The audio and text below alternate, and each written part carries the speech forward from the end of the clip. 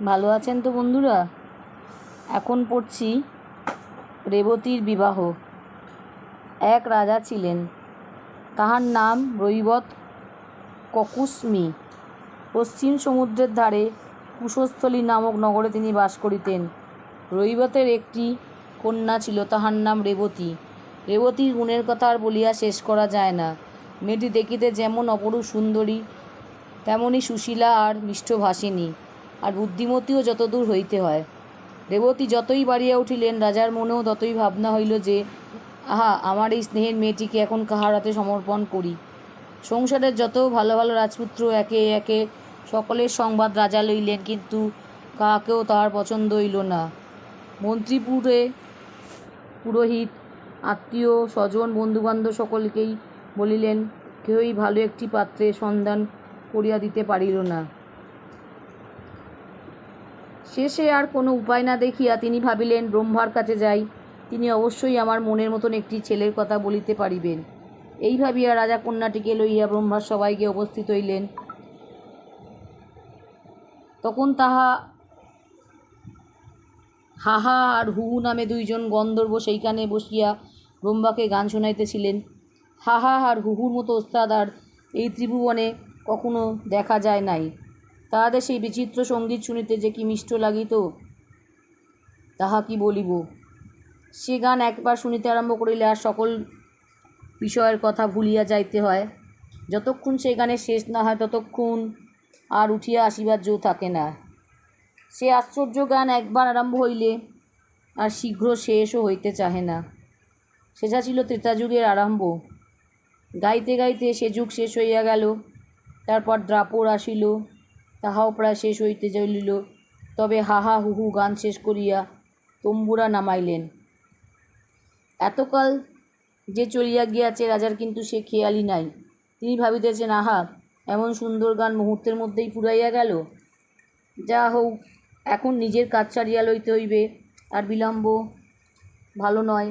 এই ভাবিয়া রাজা ব্রহ্মার সিংহাসনের সামনে গিয়া ভক্তিভরে প্রণয়ের পর জোরস্তে বলিলেন, ভগবান, আমার এই কন্যাটির বিবাহ কাহার সঙ্গে দিব, দয়া করিয়া আমাকে বলিয়া দিন।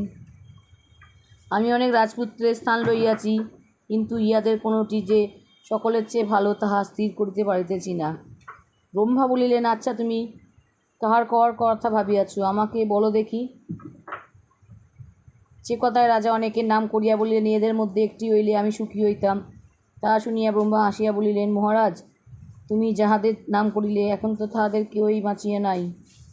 তাহারা ছিল ত্রেতাযুগের লোক, এখন হইল দ্রাপরের শেষ।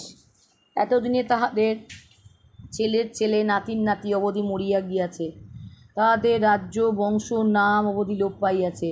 তোমরা হয়তো ভাবিতেছ যে পৃথিবীর আর সব লোক মরিয়া গেল, আর শুধু রাজা আর তাহার মেয়েটি বাঁচিয়া রহিয়াছেন। এ কেমন কথা হইল? কিন্তু সে যে ব্রহ্মার পুরী, সেখানে তো জরা মৃত্যুর অধিকার নাই। কাজেই তাহারা দুজন শুধু যে বাঁচিয়া আছেন তাহাই নয়, ঠিক যেমনটি গিয়াছিলেন তেমনই আছেন, একটুও বুড়া হন নাই। যা হোক, ব্রহ্মার কথায় রাজা নিতান্তই আশ্চর্য হইলেন, আর ভয় পাইলেন, আর ব্যস্ত হইলেন তাহার চেয়েও বেশি। তিনি বিষম থতমত খাইয়া বললেন, কি সর্বনাশ! তাই তো প্রভু, এখন উপায়?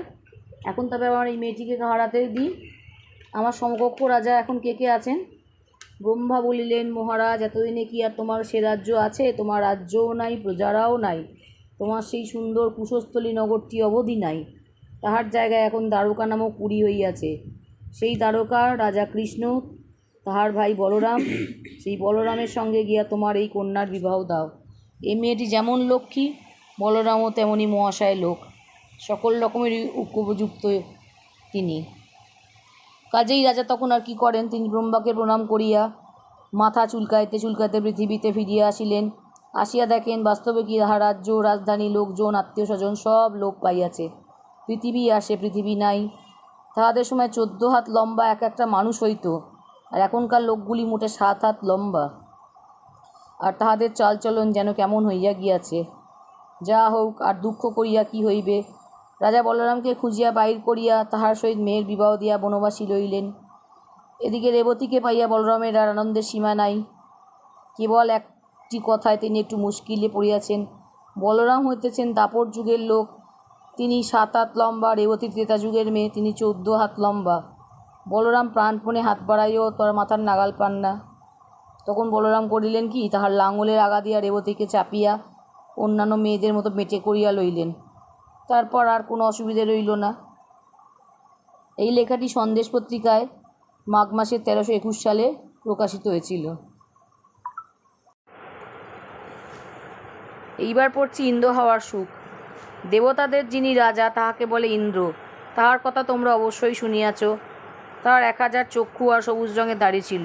তাহার আসল নাম শক্র, পিতার নাম কশ্যপ, রানীর নাম শচী, পুত্রের নাম জয়ন্ত, হাতির নাম ঐরাবত, গোড়ার নাম উচ্চৈশ্রবা, সারথীর নাম মাতলি, সভার নাম সুশর্মা, বাগানের নাম নন্দন আর অস্ত্রের নাম বর্জ্য। তাহার সবাই গন্ধর্বেরা গান গাইত, অপ্সরারা নাচিত। লোকে ভাবিত ইন্দ্র বড়ই সুখে থাকেন, আর অনেক সময় যে তিনি খুব জাঁকজমকের ভিতরে দিন কাটাইতেন এ কথাও সত্যও বটে। কিন্তু সময় সময় তাহাকে বেগও কম পাইতে হইত না। দেবতাদের সঙ্গে অসুরদের ভয়ানক শত্রুতা ছিল, আর সেই সূত্রে অসুরেরা মাঝে মাঝে ইন্দ্রকে বড়ই নাকাল করিত। দেবতা আর অসুরের যুদ্ধে একবার বৃত্ত নামে একটা অসুর ইন্দ্রকে ধরিয়া গিলিয়া ফেলিয়াছিল।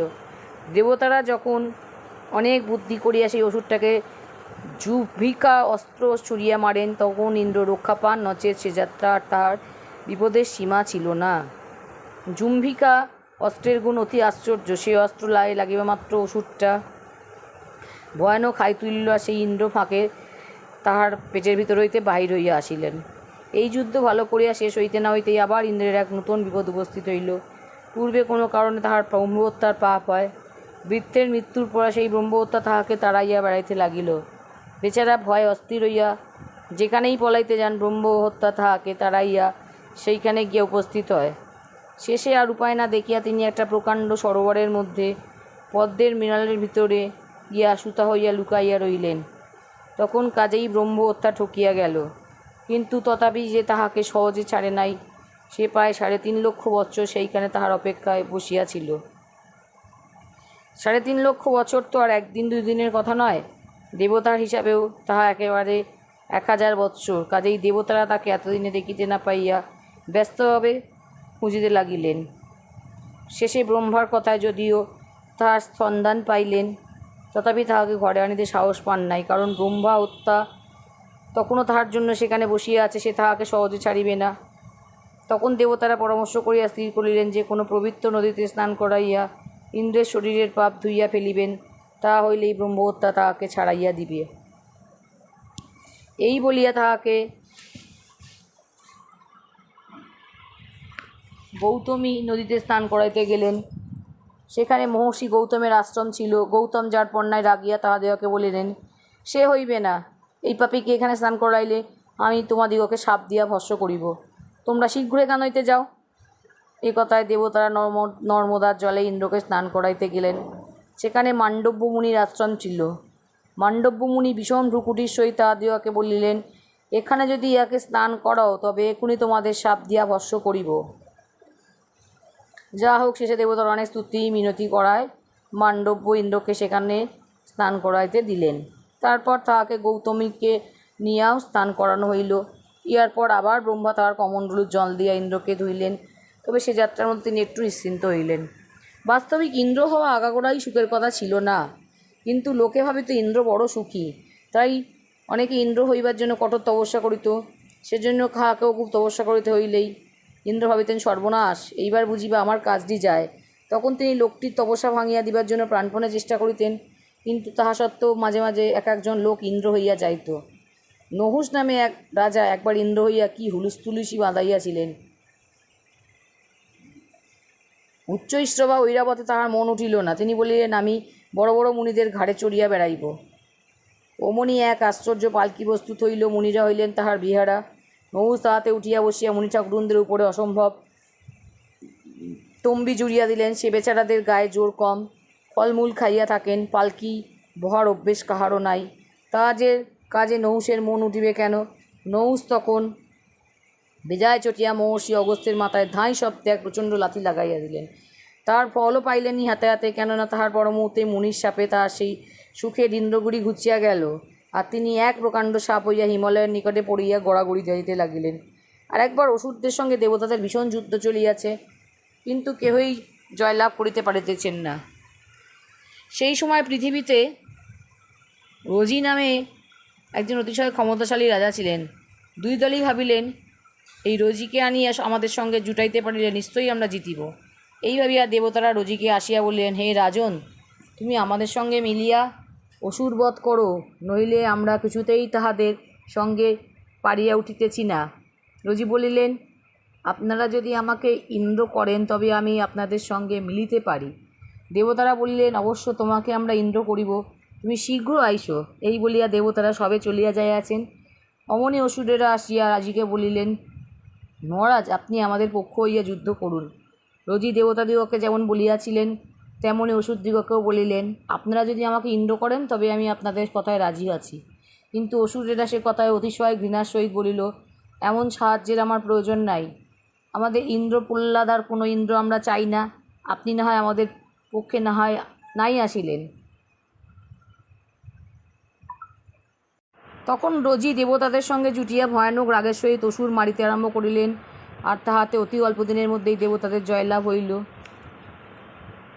ইন্দ্র দেখিলেন এখন তো বড়ই বিপদ উপস্থিত, রোজিকে এখন সিংহাসন ছাড়িয়া দিতে হইবে। তাই তিনি রোজি নিজে কিছু বলিবার আগেই তাহাকে বলিলেন, মহারাজ, লোকে বলে যে ভয় হইতে রক্ষা করে সে পিতা। আপনি আমাকে ভয় হইতে উদ্ধার করিয়াছেন, কাজেই আপনি আমার পিতা হইলেন, আর তাহাতেই আপনি ইন্দ্রও হইলেন। কেননা ইন্দ্রের পিতা হইলে আর ইন্দ্র হওয়ার চেয়ে বেশি বই কম হইল কি? রোজিও ইন্দ্রের চেয়ে সেই ফাঁকিতে ভুলিয়া আহ্লাদের সহিত দেশে ফিরিয়া আসিলেন। স্বর্গে রাজা হওয়ার কথা আর মুখে আনিলেন না।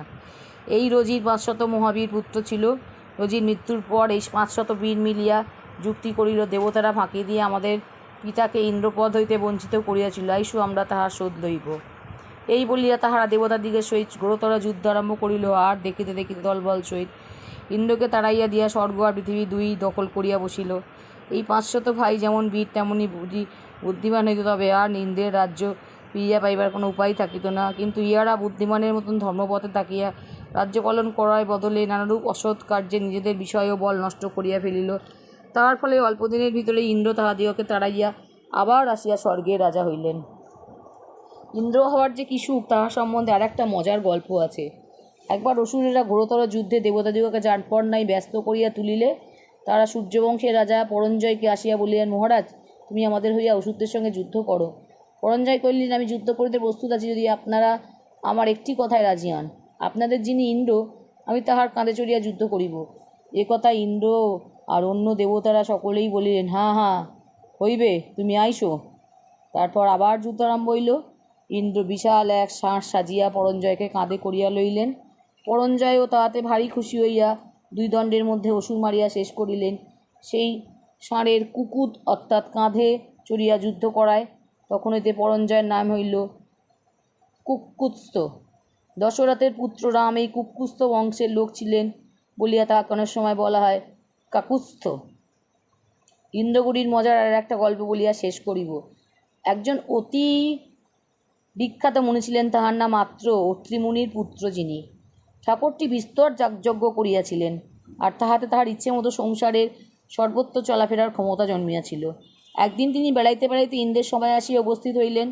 সেখানকার শোভা দেখিয়া, সেখানকার গীতবাদ্য শুনিয়া, আর সেখানকার ময়রাদের তৈরি মিষ্টান্ন খাইয়া ঠাকুরের মন এমনই ভুলিয়া গেল যে তিনি দিনরাত কেবলই ভাবিতে লাগিলেন, আহা, এই তো সুখ, এমনই তো চাই। তারপর আশ্রমে ফিরিয়া তাহার নিজের কুড়েঘরটি কিছুতেই তাহার পছন্দ হয় না। ব্রাহ্মণীকে ডাকিয়া বলিলেন, ওগো, এসব কি চাই খাবার আমাকে খাইতে দাও। এসব কি খাইতে ভালো লাগে? ইন্দ্রের বাড়িতে যে চমৎকার মিঠাই খাইয়া আসিয়াছি, ফলমূলের তরকারি কিছুতেই তেমন করিতে পারিবে না। এই বলিয়া তিনি বিশ্বকর্মাকে ডাকিয়া হুকুম দিলেন, আমার এই আশ্রমটিকে ঠিক ইন্দ্রের পুরীর মতো করিয়া দাও, নইলে তোমাকে সাপ দিয়া ভস্ম করিব। ঠিক তেমনি বাড়ি, তেমনি সভা, তেমনি বাগান, তেমনি হাতি, তেমনি ঘোড়া, তেমনি ঝাড়লণ্ঠন, তেমনি গান বাজনা, তেমনি মিঠাই, মন্ডা, লোকজন সব অবিকল চাই। খবরদার যেন কোনো কথার একটু তফাৎ হয় না। সাপের ভয় বিশ্বকর্মা তখনই তাড়াতাড়ি সেখানে এক ইন্দ্রপুরী তৈরি করিয়া দিলেন। মুনি ঠাকুর সেই পুরীতে থাকেন আর বলেন, আহা, এই তো সুখ, এমনই তো চাই। এইভাবে কিছুদিন যায়। ইহার মধ্যে অসুরেরা সেই পুরীর দিকে ভ্রুকুটি করিয়া তাকায় আর বলে, দেখো ভাই, ইন্দ্র বেটা স্বর্গ ছাড়িয়া চুপি চুপি পৃথিবীতে আসিয়া ঘর বাঁধিয়া, চলো এই বেলা ওকে ধরিয়া বৃত্ত মারিবার সাজাটা ভালো মতো দিই। অমনি দলে দলে অসুর ইন্দ্র বেটাকে মার বলিতে বলিতে আসিয়া সেই পুরী ঘিরিয়া বসিল। মুনি ঠাকুর মনের সুখে খাটের ওপর বসিয়া আছেন। ইহার মধ্যে অসুরদের বিকট চিৎকারে তাহার প্রাণ উড়িয়া গেল। দেখিতে দেখিতে লাখে লাখে শেল শুল মুসল মুদগর গাছ পাথর আসিয়া তার স্বাদের পুরী চুরমার হইয়া গেল। দুই একটা তীরের খোঁচা যে না খাইলেন তাহাও নয়। তখন তিনি তাড়াতাড়ি কাঁপিতে কাঁপিতে অসুরদের সামনে আসিয়া জোড়াতে বলিলেন, দোহাই বাবা, আমি ইন্দ্র নই, আমি মুনি ব্রাহ্মণ, অতি নিরীহ দিনহীন মানুষ, আমার উপরে তোমাদের এত ক্রোধ কেন? অসুরেরা বলিল, ইন্দ্র না হতো ইন্দ্র সাজিয়েছ কেন? শীঘ্র তোমার এসব সাজগোজ দূর করিয়া দাও। মুনি বলিলেন, এই যে বাপু, এক্ষুনি আমি সব দূর করিয়া দিতেছি। আমার নিতান্তই মাথা খারাপ হইয়াছিল, তাই এমন বেকবি করিতে গিয়াছিলাম, আর কখনো এমন কাজ করিব না। তখন আবার বিশ্বকর্মার ডাক পড়িল।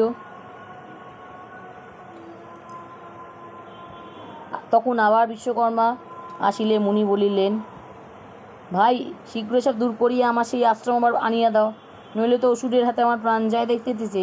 বিশ্বকর্মা দেখলেন মুনির বড়ই বিপদ, কাজেই তিনি তার কথা মতো কাজ করিতে আর বিলম্ব করিলেন না। দেখিতে দেখিতে সেই সোনার পুরীর জায়গায় আবার কুড়ে ঘরের বন হইল। অসুরদেরও রাগ থামিল না, মুনিরও বিপদ কাটিল। বিশ্বকর্মা হো হো শব্দে হাসিতে হাসিতে ঘরে চলিয়া গেলেন। 1321 সালের মাঘ মাসে